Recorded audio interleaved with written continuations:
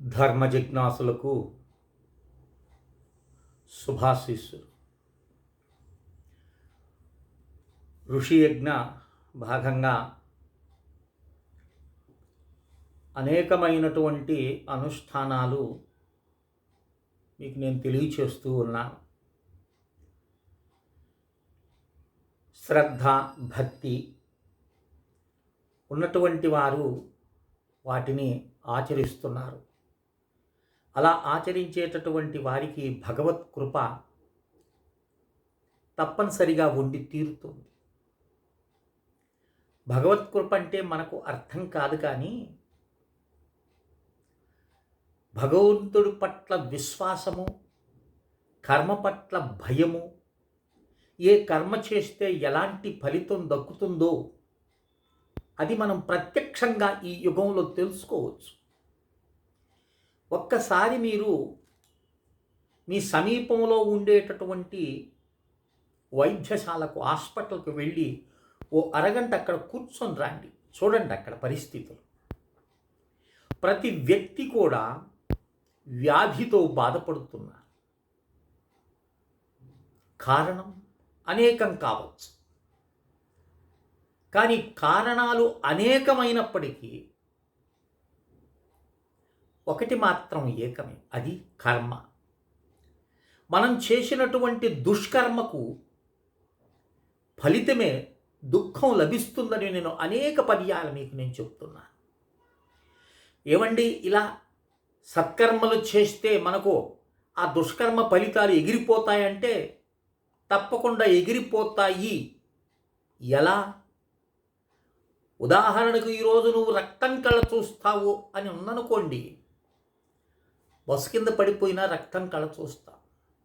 ఏదో పెన్సిల్ చెప్పుకుంటూనో, ఏదో గోల్డ్ తీసుకుంటూనో ఓ చిన్న రక్తపు బొట్టు మనకు కనపడవచ్చు. అలా దాంతో లెవెల్ అయిపోతుంది. ఎప్పుడైతే భగవంతుని యొక్క కృప ఉంటుందో, అంతేగాని నువ్వు భగవంతుడికి ఓ మాల జపం చేయంగానే వారు వెంటనే ప్రత్యక్షంగా నీ ఎదుట నిలిచి నీ అభిష్టాలు నెరవేరుస్తాను అని అంటారనే భ్రమలో ఉండొద్దు. కర్మకు వెనుక ఉండి నడిపేది ఆ పరమాత్మే. నువ్వు ఎంత శ్రద్ధ, భక్తితో శాస్త్రంలో చెప్పిన విషయాన్ని గ్రహించి, మీరు గమనించారో లేదో, నేను ఇటీవల మీకు శాస్త్ర సంబంధమైనటువంటి అనుష్ఠానాలే చెప్తున్నాను. నేను మీకు పెద్ద వేదాంతాలు, ఉపనిషత్ భాష్యాలు, బ్రహ్మసూత్ర భాష్యాలు ఇవాటి మీకు చెప్పటం లేదు నేను. ఎందుకని? దానికి విశేషమైన శ్రద్ధ కావాలి. ప్రాథమికంగా నీకు ఏం చేస్తే సుఖం లభిస్తుంది, ఏం చేస్తే మీ పాపము అనే మురికి తొలుగుతున్న అంశాలను దృష్టిలో ఉంచుకొని మిమ్మల్ని నేను పునీతులను చేసే అంశమును మాత్రమే నీకు తెలియచేస్తున్నాను. బ్రహ్మజ్ఞాన విషయాలు నేను మీకు ప్రస్తావన చేయటం లేదు. ఎందుకంటే అవి చాలా గంభీరమైనటువంటి, అర్థం చేసుకునేదానికి సమయం పడుతుంది. అర్థం చేసుకునేదానికి సమయం పడుతున్నప్పుడు ఆ అర్థం కావటానికి ఏం కావాలి? ముందు నీ అంతఃకరణం శుద్ధి కావాలి. అంతఃకరణం ఎప్పుడు శుద్ధి అవుతుంది? పరమాత్మని యొక్క ఆరాధనతో శుద్ధి అవుతుంది. అర్థమవుతుంది నాయన? దాని దృష్టిలో ఉంచుకొని ఈ చిన్న చిన్న అనుష్ఠానాలు మీకు తెలియచేస్తున్నాను అంటే, దానివల్ల చూడండి, బాగా దున్ని నీళ్లు పెట్టి విత్తనం వేస్తే అది మొలకెత్తుతుంది. అలాగే పరమాత్మ చెప్పిన అనుష్ఠానాలని, స్వల్పమైన అనుష్ఠానాలను చేస్తూ ఉన్నామనుకో, నీ అంతఃకరణం శుద్ధి అవుతుంది. అప్పుడు బ్రహ్మబీజం దాంట్లో నాటినామనుకో, అది మొలకెత్తుతుంది కదా. ఓ మంత్ర జపం చేత శుద్ధి అవుతుంది. ఓ పరమాత్మను పూజించటం ద్వారా శుద్ధి అవుతుంది. అది ఏ దేవతారాధన అయినా కావచ్చు. ఎందుకని? ఏకం సత్విప్రా బహుదా వదంతి, ఉన్నది ఒకే ఒక సత్యమని. ఆ సత్యాన్ని నువ్వు ఏ నామంతో అయినా పిలుచుకో, ఉన్నది ఒకే ఒక సత్యమని గ్రహించాలి. ఆ విషయాన్ని దృష్టిలో ఉంచుకొని ఒక్క మాసము మీకు ఒక అద్భుతమైనటువంటి విషయాన్ని, అనుష్ఠానాన్ని తెలియచేస్తున్నాను. అది ఏమిటంటే, చూడండి, అధిక మాసం వస్తూ ఉంటుంది. ఈ అధిక మాసము చేసేటటువంటి అనుష్ఠానం చాలా ఉత్కృష్టమైన ఫలితాలను ఇస్తుంది. అందరూ దీన్ని ఏం చేస్తారు? శూన్యమాసం అంటారు, మలమాసం అంటారు.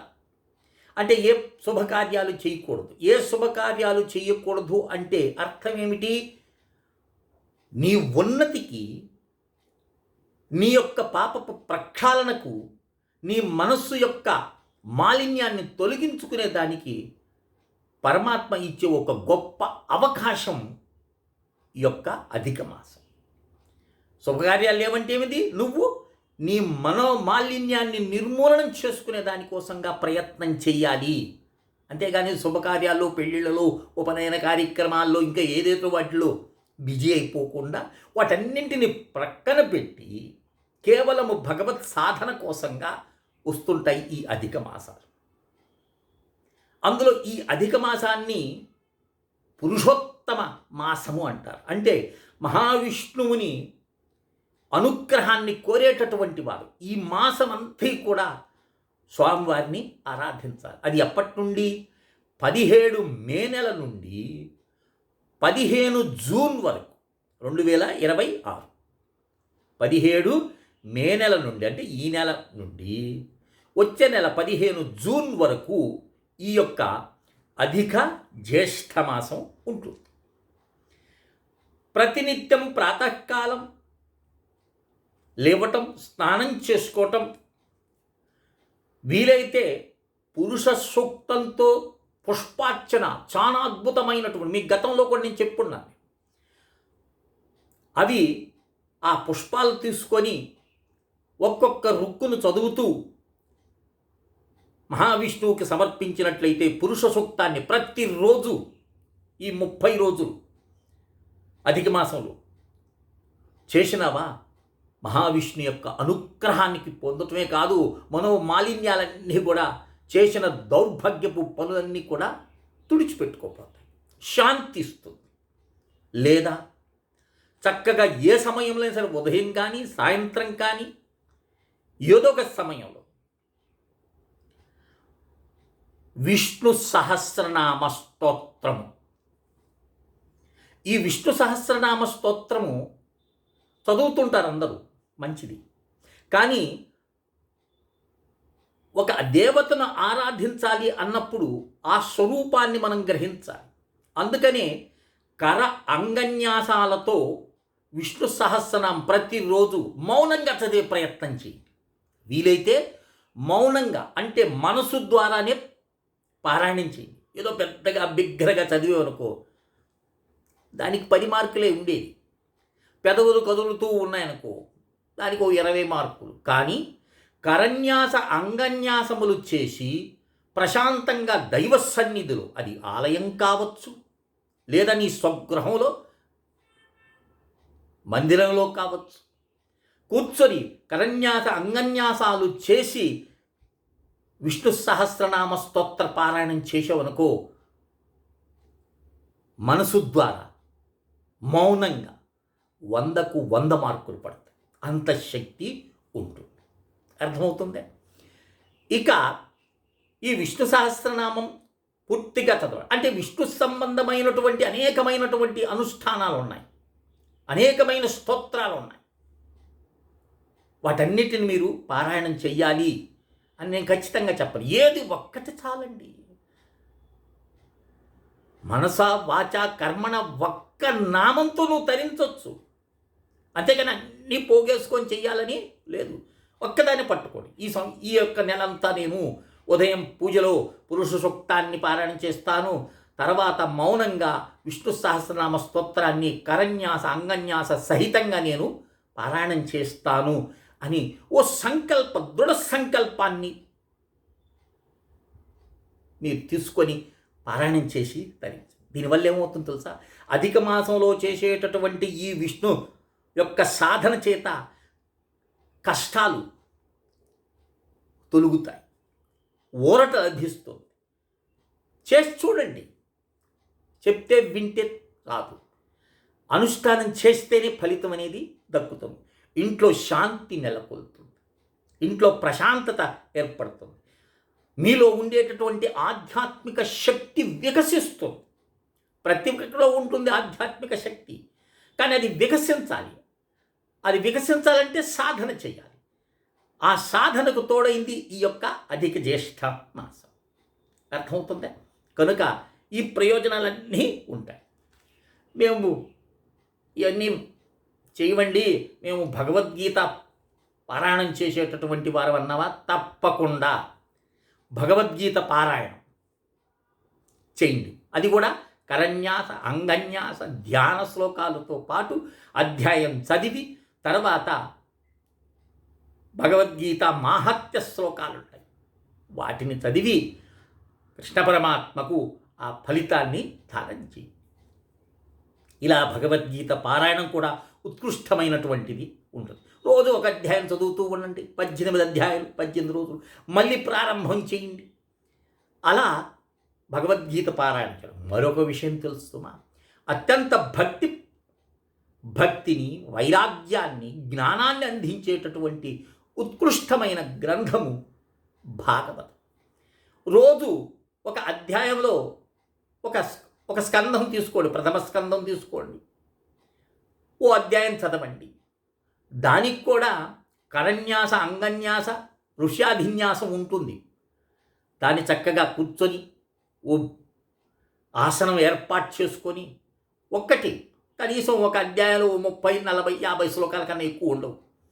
చక్కగా ప్రతి నిత్యము కూడా సంధ్యాల్లో కానీ ప్రాతఃసంధ్యం కానీ ఎప్పుడైనా నీకు అనుకూలమైనటువంటి సమయంలో శ్రద్ధ భక్తితో, మీ ఇంట్లో తులసి ఉందనుకోండి, ఆ తులసి కోట సమీపంలో దీపం పెట్టి అగరబత్తులు వెలిగించి ఆ తులసి కోట సమీపంలోనే కూర్చొని సాయంత్రం పూట భాగవత పారాయణం చేసేవనుకో భగవత్కృప నీకు త్వరగా లభిస్తుంది. ఉత్కృష్టమైనటువంటిది. రేపు ఈ ప్రాణం పోయిందనుకో మొట్టమొదటి నిన్ను యమదూతులు అడిగే ప్రశ్నది, భాగవతంలో ఒక్క శ్లోకాన్నన్నా పారాయణం చేసినావరా అని ప్రశ్నిస్తారు. భాగవతానికి అంత శక్తి ఉంది. భాగవత పారాయణం చేయండి. ఇక మీకు గుర్తుందో లేదో తెలియదు కానీ గతంలో ఒక 3-4 నెలల క్రితం అనుకుంటాను, అమృతేశ్వర మంత్రమని నేను కొంతమందికి చెప్పినాను. వీడియో చూశారు, చాలామంది చూశారు, కానీ అడిగి తీసుకున్నటువంటి వారి సంఖ్య చాలా స్వల్పము. కేవలము 3 బీజాక్షరాలతో అమృతత్వం లభిస్తుంది అని, మళ్ళీ జన్మంటూ లేకుండా పోతుంది, అనేక యజ్ఞములు చేసిన ఫలితం ఉంటుందని మీకు గతంలో చెప్పాను. కొంతమంది శ్రద్ధరేటటువంటి వారు తీసుకున్నారు. దానికి కొన్ని నియమాలు చెప్పిన. ఏమిటి? నువ్వు చక్కగా స్నానం చేసుకొని పూజామందిరంలో కానీ లేదా ఆలయ ప్రాంగణంలో ఉంటూ అప్పుడు నాకు ఫోన్ చేస్తే ఉదయం కానీ సాయంత్రం కానీ సమయం ఇచ్చినాను మీకు. ఆ సమయంలో చెప్తే కేవలము మీకు అది ఆ 3 బీజాక్షరాలు చెవులో మాత్రమే చెప్తాను, రాయటము వాట్సాప్లో పంపించడం చేయనని చెప్పున్నాను నేను. ఏదో కొంతమంది అడిగి తీసుకున్నారు, సంతోషం చేస్తున్నారు. ఆ అమృతేశ్వర మంత్రాన్ని కానీ ఈ అధిక మాసంలో కానీ మీరు చేసినట్లయితే ప్రతి నిత్యము కనీసం ఒక 10 మాలలు చేయండి. ఓ 15 నిమిషాలు పడుతుంది, అంతకని ఎక్కువ పడుతుంది. అధిక మాసంలో చేసినటువంటి ఆ ప్రభావము మీకు చాలా ఉత్కృష్టమైన స్థితికి తీసుకెళ్తుంది. అర్థమైందా? 3 బీజాక్షరాలు గతంలో చెప్పిన. ఒకవేళ దీక్ష తీసుకున్నటువంటి వారైతే వాడిని శ్రద్ధగా చేస్తూ ఉండండి, ప్రమాణం చేసి ఉన్నారు. లేదు మేము తీసుకోలేదండి మాకు తెలియదు అన్నటువంటి వారు నాకు మీరు ఫోన్ చేయండి. ఎప్పుడు? ఉదయం 8:30 తర్వాత ఫోన్ చేస్తే స్నానం చేసుకొని మీ పూజామందిరంలో కూర్చొని నాకు ఫోన్ చేస్తే మీకు చెవిలో నేను ఆ 3 బీజాక్షరాలు చెప్తాను. అర్థమైంది? లేదు సాయంత్రం వీలవుతుందా? సాయంత్రం మీకు అదే సమయం 7:15 నుండి ఆ సమయం తర్వాత మీరు 8:30 లోపల 9 లోపలైనా సరే నాకు మీరు ఫోన్ చేస్తే ఆ బీజాక్షరాలు 3 మీకు నేను తెలియచేస్తాను. చక్కగా ఈ అధిక మాసంలో ఈ అనుష్ఠానాలు చేసి విష్ణు కృపకు పాత్రలవుతారని నేను ఆశిస్తున్నాను. చూడండి, అనేక జన్మార్జిత పుణ్యం ఉంటే తప్ప మనుష్యత్వం లభించదు. ఆ మనుష్యత్వం ఉన్నప్పుడు శాస్త్రాన్ని చదవటం, శాస్త్రాన్ని అర్థం చేసుకోవటం, శాస్త్రంలో చెప్పినటువంటి విషయాల్ని అనుష్ఠానం చేయటం, ఇవన్నీ కూడా సుకృతి ఉంటేనే సాధ్యమవుతాయి, లేదంటే సాధ్యం కాదు. నువ్వు ఈ వీడియోను వింటున్నావంటే పూర్వజన్మ సుకృతం ఉంటూనే వింటున్నావు. లేదు చేస్తున్నావంటే ఇంకా ఉత్కృష్టమైనటువంటి కర్మ చేసే కాబట్టి చేసేదానికి నీకు మనసు ప్రేరణ ఇస్తుంది. చేస్తున్నావు అంటే నీ జన్మ సార్థకం అవుతుంది అని లెక్కించుకో. అర్థమైంది నాయన? కనుక ఈ వచ్చేటటువంటి ఈ అధిక జ్యేష్ఠ మాసాన్ని అందరూ కూడా సద్వినియోగం చేసుకొని తరిస్తారని నేను ఆశిస్తున్నాను. ఇక నేను చెప్పింది ఏంది? విష్ణు సహస్రనామార్చన గురించి చెప్పాను, పురుష సూక్తం గురించి చెప్పాను, 3 బీజాక్షరాల గురించి చెప్పాను, భగవద్గీత గురించి వివరించినాను మీకు. ఇందులో ఏదైనా మీకు సందేహం కలిగినట్లయితే, ఏ అనుష్ఠానం చెయ్యాలి స్వామి అని మీకు నాతో సంభాషించాలి అనేటటువంటి జిజ్ఞాస మీకు ఉంటే నా ఫోన్ నంబర్ రాసుకోండి. 9966900246కి కాల్ చేయండి లేదా మెసేజ్ పెట్టండి. మీకు నేను స్పందిస్తాను. చక్కగా ఈ పవిత్రమైనటువంటి రాబోయే అధిక మాసాన్ని, అందుకని 4 రోజుల ముందే చెప్తున్నాను నేను. ఎందుకంటే మీరు సిద్ధం కావాలి కదండి, అప్పటికప్పుడు చెప్తే సిద్ధం కాలేరు కదా. అందుకని ముందుగానే మీకు నేను తెలియచేస్తున్నాను. ఈ విషయాలన్నీ కూడా గ్రహించి పరమాత్మని యొక్క అనుగ్రహానికి పాత్రులవుతూ అనేకమైనటువంటి సాధన ద్వారా మీరందరూ కూడా పునీతులవుతారు అనే ఉద్దేశ్యంతో నేను ఈ విషయాలను మీకు తెలియజేయటం జరిగింది. కనుక అనుష్ఠానం చేసి తరిస్తారని ఆశిస్తూ శ్రీ విద్యోపాసకులు శ్రీ మండే లక్ష్మీ నరసింహారావు లోకా సమస్తా సుఖినో భవంతు. ఓం తత్సత్, ఓం తత్సత్, ఓం తత్సత్.